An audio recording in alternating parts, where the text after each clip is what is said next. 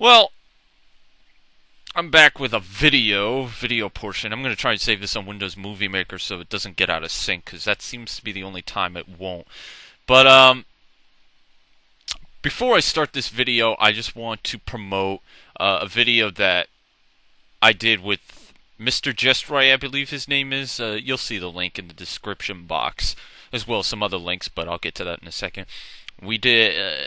I basically special guest appeared on his show. We talked for 15 minutes, pretty much leading up to SummerSlam, and yeah, I go look at his video and subscribe to his channel if you'd like, if you enjoy any of his videos, and there you go. See, I kept my promise. Anyways, if any of you have talked to me on Skype, I know whoever's watching this who talks to me on Skype a lot and talks wrestling will know that I have hated the Nexus angle.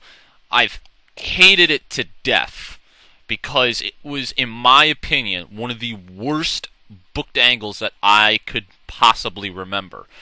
I talked about it on one of the episodes of Cracked Skulls, along with Kristen and Al, and Johnny Thunder kind of popped in there.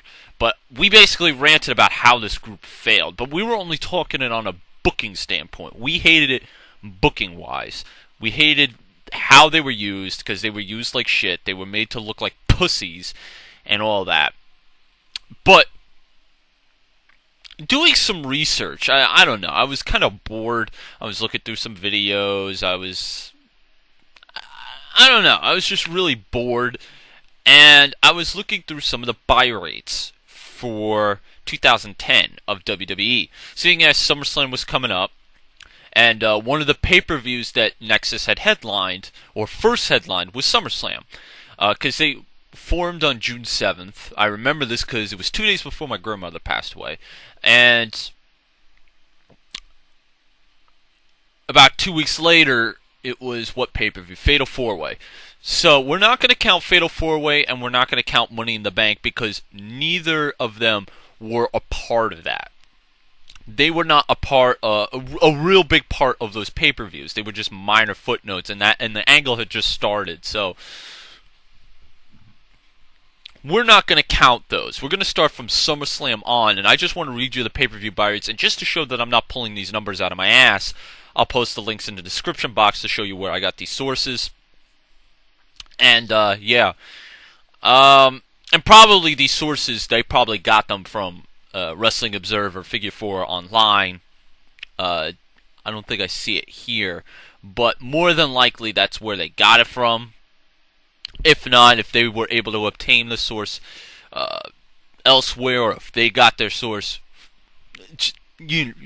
pretty much, more than likely they got it from Figure 4 Online. But this is where I was able to obtain this source, because Figure 4 Online does it,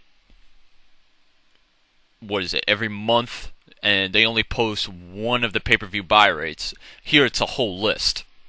So, starting with SummerSlam, this is the pay-per-view where it headlined Team WWE versus Team Nexus. SummerSlam 2010 did 350,000 buys.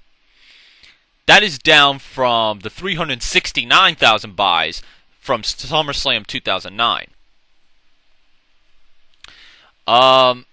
Looking at Night of Champions, I remember Wade Barrett was facing somebody for the title. I think it was a scramble match? I don't think it was. Let me look it up right now. It was it was a six-pack challenge elimination match. And it was Wade Barrett. He was like the big figurehead in that match, or one of the big figureheads, and he lost, along with Sheamus, Chris Jericho, John Cena, and Edge, and Randy Orton would capture the world title. And nobody else here on Nexus that I can remember was on it. I don't think I saw this pay-per-view, so I can't judge. But Night of Champions did 165,000 buys, which was 4,000 buys less from the pay-per-view last year in that month, which was Breaking Point. So Breaking Point did 169,000 buys. So again, we're down. Then we get to October's Hell in a Cell. This was the pay-per-view where if Wade Barrett won his match with John Cena, John Cena was forced to join with Nexus. So, looking at that, even though they didn't headline the pay-per-view, if Nexus was as hot as they were, especially with this angle and how it was built, they would have bought this pay-per-view, especially for that type of thing, because the stipulation was, if John Cena lost, he had to join Nexus. If John Cena won, Nexus would have to disband. Hell in a Cell did 210,000 buys, which is down from the 283,000 buys from last year's Hell in a Cell, or 2009's Hell in a Cell, I should say. Then we get to bragging rights. I believe bragging rights is the one where Wade Barrett headlined against Randy Orton, I want to say. Yep. This was headlined with Wade Barrett versus Randy Orton. And that pay-per-view did 137,000 buys, down from the 181,000 buys from 2009. Now, this is the only pay-per-view, Survivor Series, where it actually outdid the previous pay-per-view. This is the Free or Fire match. Wade Barrett versus Randy Orton with John Cena as the special guest referee. But you figure the main event for 2009's was John Cena versus Triple H versus Shawn Michaels, which wasn't built to be like a triple threat match. It was pretty much just comedy segments. So, yeah, there's a segment cannot suck as bad as that one did. But the match between Shawn Michaels, Triple H, and John Cena, in my opinion, was much better. And this pay-per-view did 244,000 buys, outdoing, or up from 235,000 buys from 2009. Now, here's the real kicker. Wade Barrett versus John Cena in the main event of TLC. This is the TLC pay-per-view. And this is the... I forgot what match it was, but it was Wade Barrett versus John Cena. Let me just figure out the match type real quick, because it was a chairs match. Okay, a chairs match. Alright, this pay-per-view, TLC, did 195,000 buys, which was down from the 228,000 buys from 2009. And then that's when Wade Barrett disbanded and CM Punk became the leader. So, looking at it, their pay-per-views were doing far less than the pay-per-views from last year. And this was Nexus usually headlining them. Don't we see a little bit of a problem here? I mean, the pay-per-view buy rates were pretty low, with the exception of probably SummerSlam, which did okay, but it still did less than its predecessor. So it really shows, was Nexus really that big? And then going on Gerwick.com, because I had remembered Sabatini forever sending me a link about the Nexus t-shirt sales. And this is a source from the Wrestling Observer. They got this from Wrestling Observer. So that's where the source is from. That's where you could get the credit from. Although the expectation at this point is that Nexus will not disband, despite the stipulation at hand later tonight, the Hell in a Cell pay-per-view between Cena and Barrett. So you know when this post was made. Merchandise sales for Nexus have been described as poor. WWE reportedly expected the N Nexus merchandise to be a big anti-hero deal, and it didn't move nearly as much as expected. And there were some other websites, again from Figure 4, saying that Vince was mortified by the Nexus t-shirt sales. Now, I know what people are going to say. And we're talking the original shirt, the first shirt, where it was just the N, and on the back it said, you're either Nexus or you're against us. Now, people are going to probably use that argument, oh, well, the t-shirt sucked, or it wasn't, the design sucked, or this, that, and the other. Here's my argument to that. If the group was as good as everybody says it was, people would have bought the shirt to support that group. Go look at Daniel Bryan's shirt, the Submission Wrestling. It's a shit shirt. But I bought it to support Daniel Bryan, because I know if I bought that shirt, that would send a message that, hey, I'm a fan of Daniel Bryan, and I want to see this guy. Now, I haven't looked up the reports of the T-shirt sales of Daniel Bryan. Don't even know if they're out.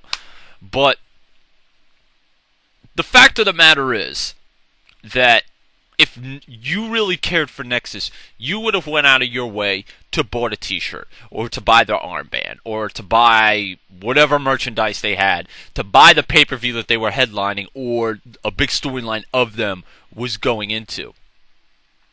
Because granted, while Hell in a Cell, the big match, the main event was Kane and Undertaker, the fact of the matter is, one of the main storylines being built into that pay-per-view in Hell in a Cell was Wade Barrett and John Cena.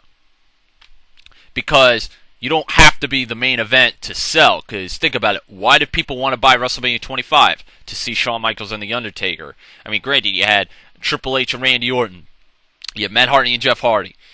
You had Chris Jericho and The Legends. You had all these matches that were built up. But Shawn and The Undertaker would be the bigger match that everybody wanted to see. So it really gets me to question, how over was Nexus really? Were they really as over as everyone interpreted them to be? Because every time I go to the WrestleZone forum, every time I go to any other forum where it's high Nexus, everyone keeps saying that Nexus was a success. Nexus was this big grand thing because it created big television. They main evented pay-per-views, this, that, and the other. But if you look at the pay-per-view sales, they're down from last year. And I'm not saying it's Nexus's fault entirely. I'm not saying, oh, pay-per-view buy rates went down because Nexus main evented. But my point is, was Nexus as over? Because if they really were over, the pay-per-view buy rates wouldn't be down compared to the year previous. If they were really making that much of a buzz. Because we've always made this argument. Maybe TV ratings don't matter, but pay-per-view buy rates do. Because that's where their money comes from. And if they're not drawing in more than before, especially since this is supposed to be a group that was supposed to change everything and that we're supposed to get behind. Not only is the pay-per-view buy rates that they're headlining not outdoing the year previous, but their T-shirt sales are not doing that good, according to Wrestling Observer. I mean, I still haven't found how much money they made off the T-shirt sales. Probably never going to find out. I could keep researching right now, but I'm probably not going to find anything. But my point being is that while this group created a buzz the first night, this is to anybody who is a big supporter of Nexus. How over were they really? Because my complaints are they were booked piss poorly. And I will get pissed off and rant about that. But in my serious mode, in my concern mode, and I don't want them to fail, but looking at it, they failed. They failed completely. They were probably the biggest failure, and you could even look at career paths. The only two guys out of that group that's really benefit from it is Wade Barrett and Daniel Bryan. Daniel Bryan only lasted 4 days in that group and then was fired. So he actually benefited not being in that group. Wade Barrett is feuding with Daniel Bryan as we speak, the Money in the Bank holder as we speak.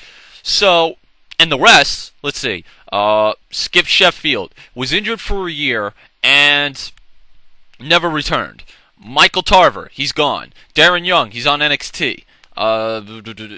Michael McGillicuddy and David Otunga, they're fucking lingering with the tag team titles. Is there anybody else I'm forgetting? Justin Gabriel and Heath Slater have been pretty much... They're not in a program right now. Although they've had vignettes for Justin Gabriel. I have to watch SmackDown because I didn't watch it. See if they had a vignette, and same with Heath Slater, and see what they're doing with him. Mason Ryan, he's hurt. I know I'm forgetting somebody because it was like 11 guys that I had mentioned. But I know, Husky Harris, he's back in FCW. So, it really gets me to wonder, was this group really a success, seeing as only two guys really benefit from it and are actually being used at the moment? Whereas everybody else, I mean, they probably have plans for David Otunga, seeing as he has a body on him. And he's married to Jennifer Hudson. But I seriously think Nexus was a failure, just by what I've read.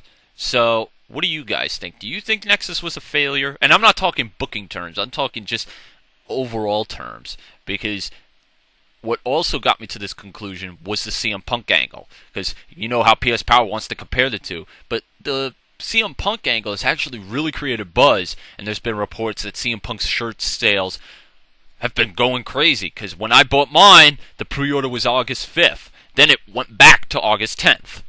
So, I'm wondering, was Nexus really a success? What's your opinion? To me, I think they were a fail. Comment on the video. And go fuck yourself.